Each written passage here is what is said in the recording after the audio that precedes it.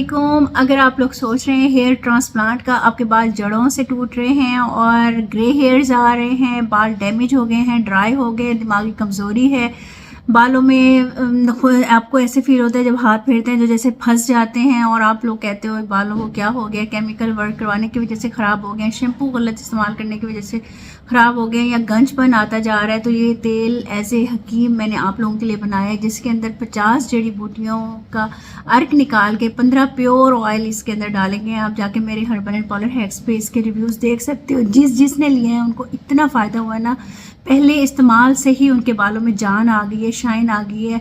और जिन लोगों को कमज़ोरी है दिमाग की, जिनको नींद नहीं आती, चक्कर आते हैं और बच्चे पढ़ते हुए थक जाते हैं, उनके लिए ये ज़बरदस्त है।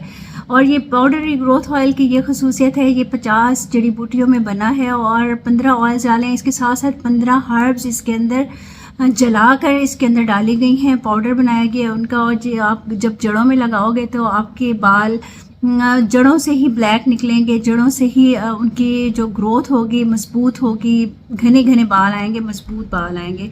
और दिमागी ऑयल आप लोगों के तमाम दिमागी मसाइल को ख़त्म करेगा। जितने भी भूलने की बीमारी है, बाल ग्रे हो रहे हैं वक्त से पहले, बालों में शाइन नहीं है, चमक नहीं है, बाल गिर रहे हैं, कुछ भी है ना, इंशाल्लाह ताला इन 2 ऑयल से ठीक हो जाएगा। जिसने भी ख़रीदना हो ये नंबर है।